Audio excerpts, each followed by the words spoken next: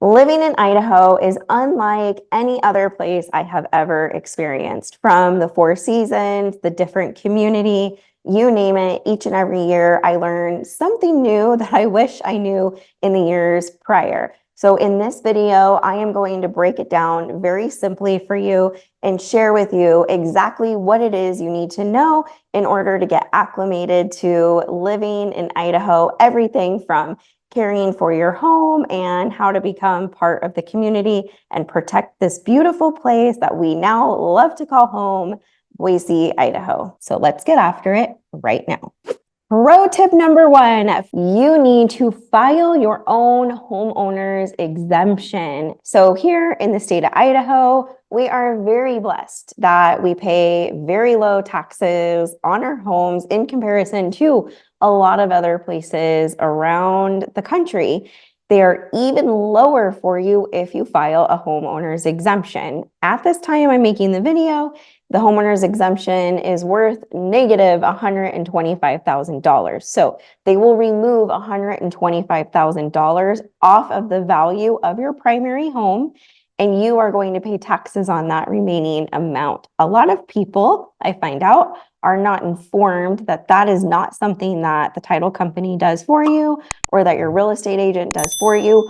We certainly help educate you and make the process very smooth, but it is something that you are going to have to do yourself. So make sure you file that homeowner's exemption and get that really big extra additional savings in addition to your already low taxes. Quick tip within a tip is that Ada County, which consists of Boise, Eagle, Meridian, those homeowner taxes are lower than Canyon County. So Canyon County is Nampa, Caldwell, and we can help you sort all of that out when you're looking for a house. And Canyon County homeowners taxes are still much lower than a lot of the other places around the country. Next tip is you need to blow out your sprinklers. So when summer's coming to an end, you're going to start to notice signs popping up all over the communities reminding you to hire someone to blow out your sprinklers. In winter, when those temperatures drop below freezing, if there is any water left in your pipes and it freezes, you are going to be surprised next season when the irrigation water comes back on. Speaking of irrigation water, this is a tip inside of a tip. So here in Idaho, water rights are a really, really big deal. And that is because this is farm country, or at least was primarily farm country before all of the new development came in. So your HOAs are likely going to require you to maintain a green lawn. But what a lot of people don't know is that not all of the communities are provided with irrigation water in their HOA dues. So our community, we pay our HOA dues every month. And with that, we get irrigation water and we can use that to water our gardens and our lawns. And it's essentially basically free because our HOA dues are really, really low. There are communities where the water rights don't hit those neighborhoods and they don't have irrigation water for their homeowners or renters or whoever it is living in the community. And it can literally cost you $500 a month to water your lawn in the summer. So it's incredibly important if you're thinking about relocating to Idaho and you have not already decided what your new home is going to be, to reach out, give us a call, shoot us a text, write us an email. We love making these videos, but ultimately our goal is to help you relocate to Idaho and do so smoothly. So that's just a little tip within the tip, but you're going to want to make sure you blow out those sprinklers. And if you don't want to do it yourself, it's pretty affordable. It's going to cost you anywhere from 40 to 70 bucks to blow those sprinklers out, and it's going to save you a lot of trouble down the road. This tip is for people with kiddos. You are going to want to start touring preschools and daycare centers or pre-Ks right away and get yourself on a list, if not even before relocating here. So we are considered a childcare desert officially by the government, which means we just do not have enough childcare providers. So if you are going to need to put your kiddos in a daycare, or if they're of that age where they're needing to go to pre-K, you are going to want to start that process very soon. And I have some great recommendations for how to find a good daycare provider that is in line with your values, because there are some things that when you're searching online might help make it look like they are a great choice for you. But depending on your value system, if it's anything like mine, that might be all the reason to stay away. And it's just a bunch of warning flags for me when I'm looking online and I see some of the accreditations that these daycare providers or preschools can earn through the state. So definitely start that process early, and you're going to want to reach out for some advice on what to look for when you are searching for a provider for your kiddos. This tip might seem obvious, but you've got no clue until you make this mistake just how important it is to be on top of this. Pick up your dog droppings. If you have an animal, you are going to want to get outside and pick that poo up pretty quickly during fly season.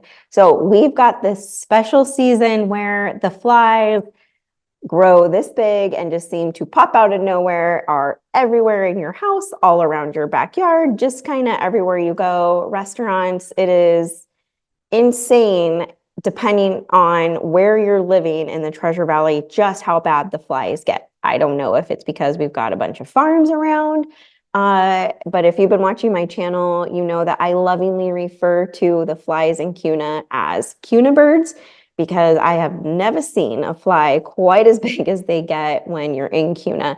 It's going to be very important that if you have an animal, all jokes aside, you pick up their droppings. You're going to want to make sure you have lids on your trash cans.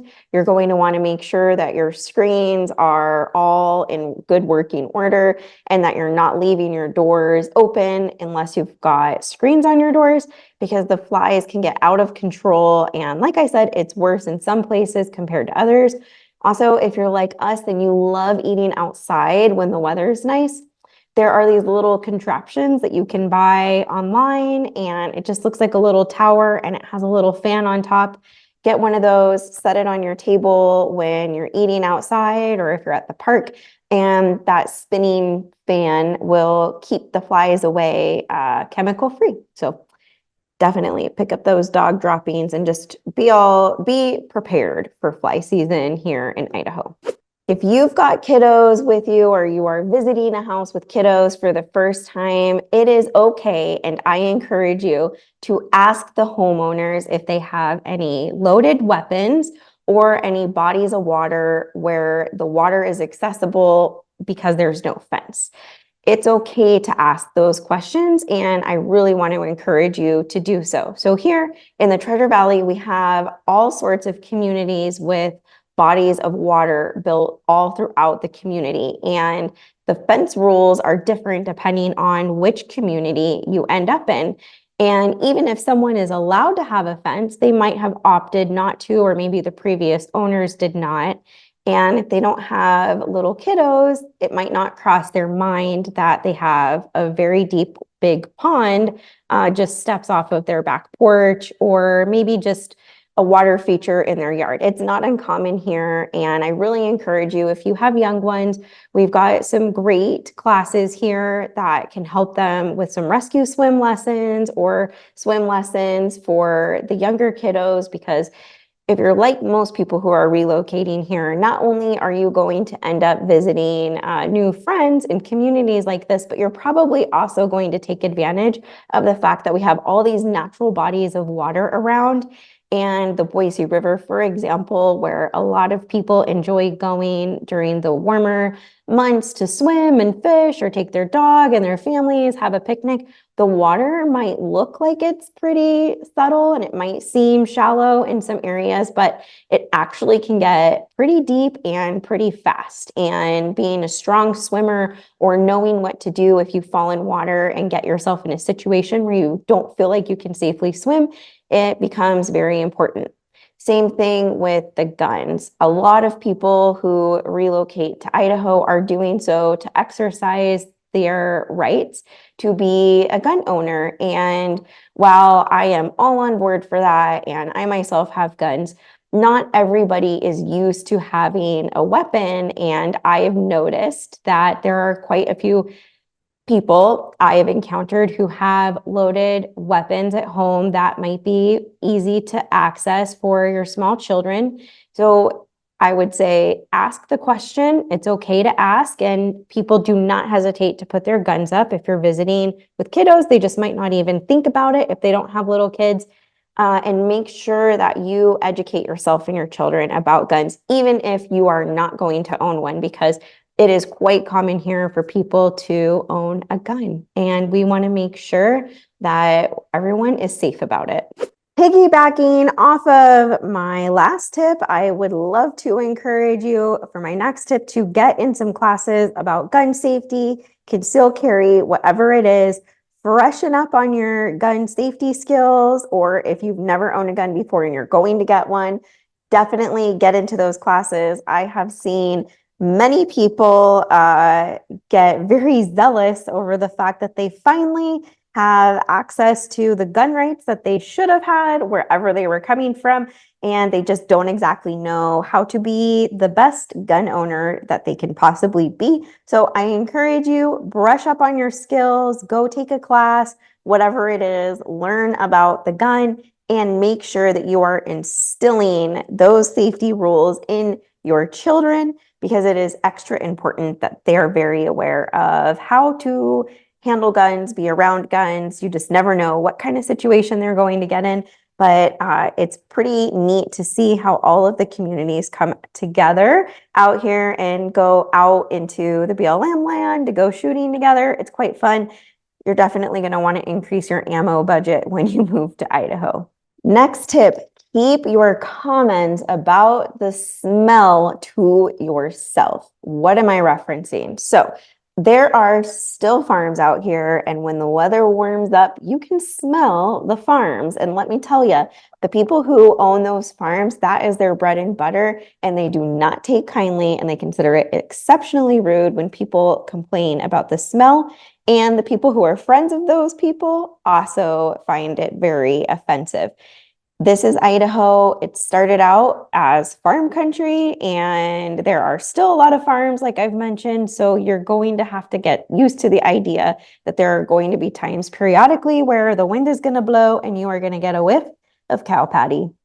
Here is another tip about how to be a good neighbor. Put your shopping cart away. Here in Idaho, we take a lot of pride in our community. It is very clean. You're not going to see people sleeping on the streets. You're not going to see people asking you for money on every street corner. And you are not going to see a parking lot littered with random shopping carts. Now, if you see a busy mama with lots of kiddos or a baby that she's packing up in the car, it's also a good idea to extend a hand and help put her shopping cart away. Let's just help each other. You probably are going to get approached if you're a lady and you're lifting heavy things and putting them in your car or whatever it is. Don't get nervous when someone approaches you here. It's a friendly person offering a hand, and let's just return the favor. Put your shopping cart away if you can, or help somebody put their shopping cart away.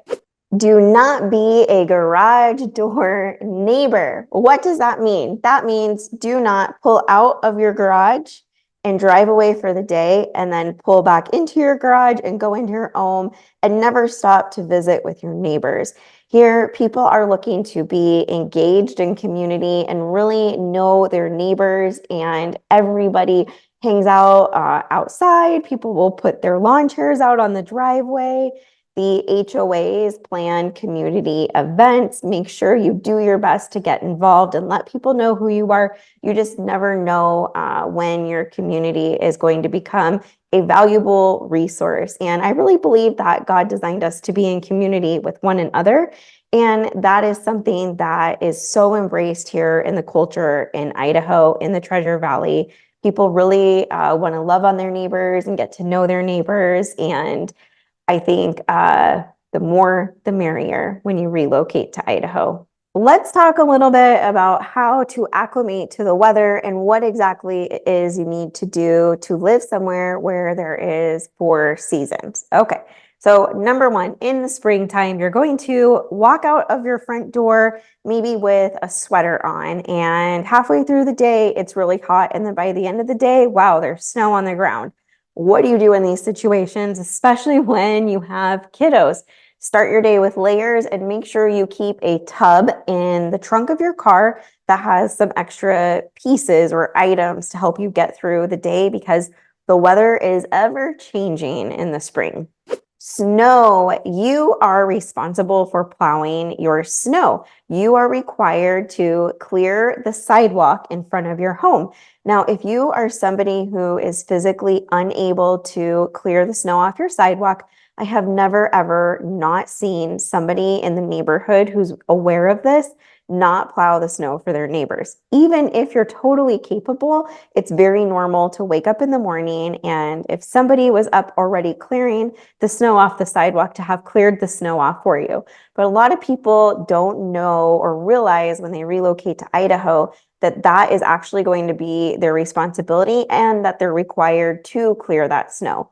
It's not ever super, super bad. What a lot of people don't realize is that when they hear about snowmageddons in Idaho, that's more of the northern Idaho situation. Like here in the Treasure Valley, Idaho, Boise, Idaho, we don't get enough snow that you're trapped in your house for days at a time. School does periodically get canceled, but that's primarily because the buses in the further out areas are not able to bus the kiddos in.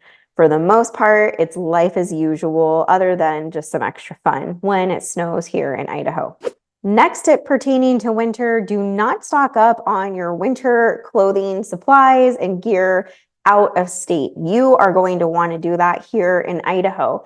Because we are a state with 4 seasons, Costco is an abundance of really, really great products at really great prices. And there are tons of outdoor consignment stores here in Idaho that resell very lightly, sometimes new items for dirt cheap. You will save an astronomical amount of money if you buy your winter gear here in Idaho instead of where you're relocating from. So just wait, it'll be all very accessible and affordable to you once you get here. Speaking of winter gear, the most important thing, aside from a nice waterproof jacket that you can get yourself and your family members, are good winter shoes, real winter shoes. It is going to cost you a little bit more than just your normal pair of what looks like snow boots, but a good casual shoe that works well and keeps your toes warm is Sorel's. And they will last you for years and years. So that's one brand I highly recommend, or just drop into one of our local stores and chit chat with them and they can help point you in the right direction. But I can guarantee if you do not have nice warm shoes on your feet here in the winter, you are going to be miserable. In addition to that, if you're anything like me and you got growing kiddos, I like to save the gear that they've outgrown in a bucket in my garage. That way, if friends or family come over and we want to have an impromptu day outside, you've got some extra gloves and gear to play with. Make sure you put labels in your gloves with a phone number. People will call you if you lose something. It's pretty cool. And meet up to give it back to you. And that's just one way we can all help keep our winter stash nice and stocked up and enjoy the winter here. You are likely going to need to change your air filters out a little bit more frequently than you're probably used to. A lot of people think when they get to Boise, Idaho, that it is the great outdoors and we have superb air quality. And while that is true for most of the year, there are 2 times of the year where our air quality can get poor, and actually so poor that if you have a compromised immune system or small children, it could become an issue.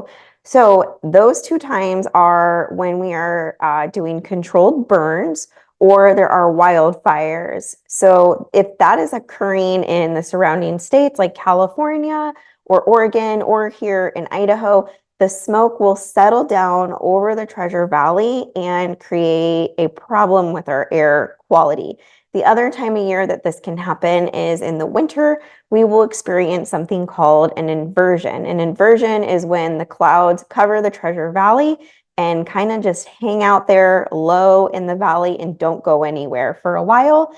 It doesn't always happen for extended periods of time, but when it does, the air quality under those clouds becomes poor because there's not a lot of movement. It gets pretty icy, chilly, bone chilling cold, and it can smell bad depending on where you are. But most of all, that air quality is just not great that time of year. You might also, if you do have small children or a compromised immune system or respiratory issues like asthma or COPD, you might want to consider getting air purifiers for your bedrooms or maybe for your entire house, depending on your situation and how concerned you are with it. Next tip, slow down and enjoy the slower pace that you get to now experience because you are in Idaho.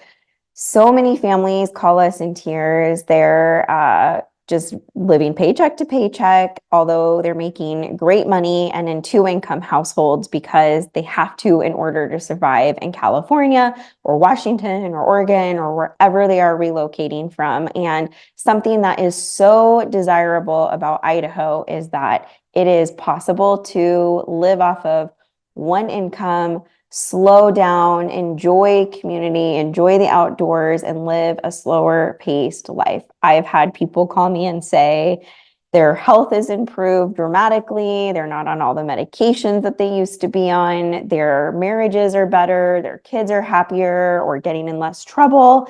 Something about the beauty of living in Idaho is that we just don't have this whole keeping up with the Joneses, need to have more and keep doing more.